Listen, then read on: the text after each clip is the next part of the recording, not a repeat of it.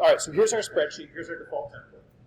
I determined that my first point that I want to plot is x4, y3, and I want to find out what that distance was.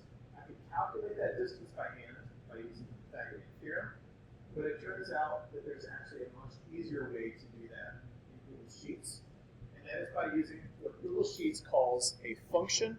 If you hear me say the word formula, it's because that's what Microsoft Excel calls them. So function, formula means the same thing here. Okay, so I can go through and I can insert a function by using this menu, and I can find all kinds of different functions in here. I'm going to ultimately use the square root function, but I need to be able to tell it some stuff. I need to kind of be able to give it some inputs, because doing functions in Google Sheets is actually a little bit like programming. We have to kind of use some variables as variables. So first things first, I need to know what is the location of this cell right here in the spreadsheet. And the way that I do that is by looking at these columns and these rows. And the way that we label an individual cell is by the letter of the column and the number of the rows. So where those things intersect. So this is B5. This one over here for the y coordinate is what? C5, right? Okay. So we know that what we want to do is square both of those things, add them together, and then take the square root for that.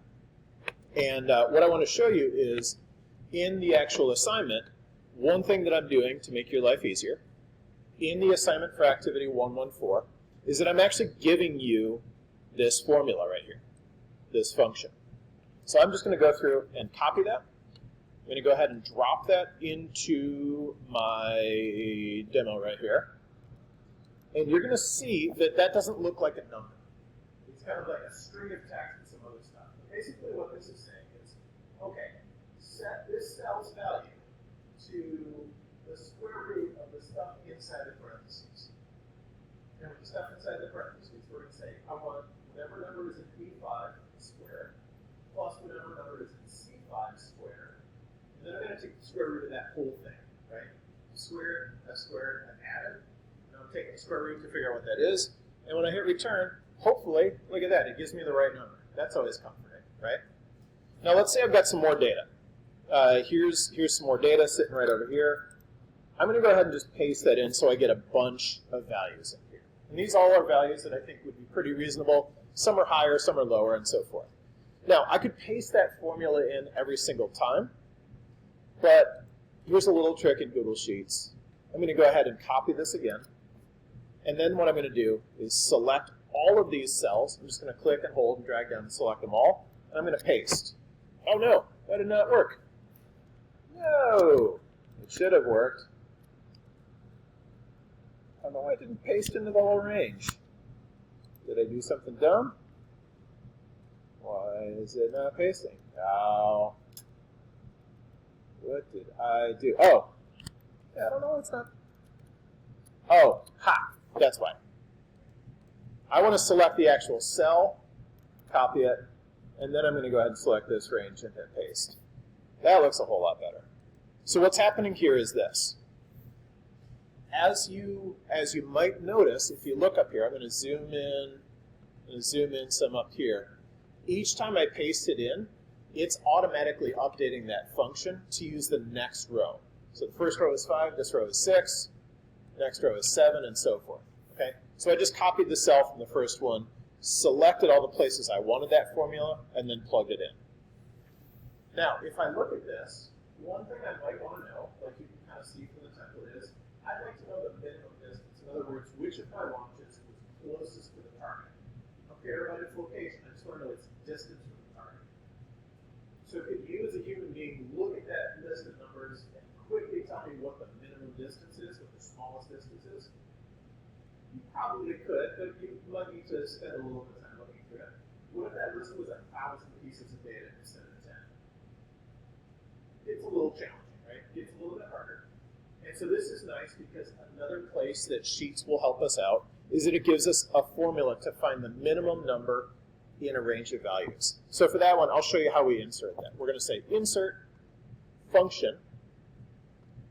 We're going to go into math, and we're going to say I want the... Is it in math? I thought it was in math. Oh, it's just right here because those are in my most recently used. I want the minimum value. Now, do you see when I plug that in there, it's got some parentheses and some dots? It's basically saying, okay, which range of numbers, or values rather, do you want me to look at? Which range of cells? And what I'm going to do is click and hold on this top one and drag down. Do you see how it kind of draws that dotted box around the whole thing? That's showing this is the range it's going to select. When I'm happy with it, I can just hit enter. And it's going to go through and find that. As it happens, the minimum value happened to be the last one in the list. Cool. How about the maximum value? Well, I can do the exact same kind of thing, except change the formula, change the function. So I'm going to insert my function. I want to insert the max this time. Still going to use that same range of data. And now it's going to plop out the maximum distance for me. Makes sense? So once your group has all of your data, this is a piece that each individual person is going to do, because I do want each person to get familiar, to start getting comfortable putting some data in the spreadsheets and using some of these built-in things to do this. This is the first part. This is basically the first, I think, third and fourth things that it lists in the assignment. The second thing here is that it asks you, I'm asking you to make a scatter chart. And Google Sheets is going to make us a nice little version of this here as well.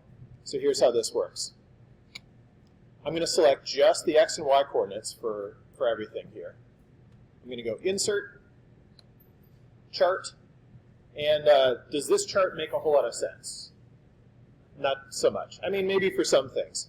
But what I'd rather see is a scatter chart, which is basically what our graph would look like if we were to individually graph all those things. Okay? I'm going to go ahead and close this and drag this chart over. And now that looks pretty good. That looks really nice. This is showing me from my origin where all those plots land, and this is telling me some information about the minimum distance from the target and the maximum distance from the target. This is a pretty nice way to kind of visualize all of that data and get some important stuff out of it. All right? So that's kind of the next piece that you're going to do once your group has your data recorded. This assignment is posted in 114. There is that Google Sheet template attached to it, plus the sort of step-by-step of all four things that you need to do with that.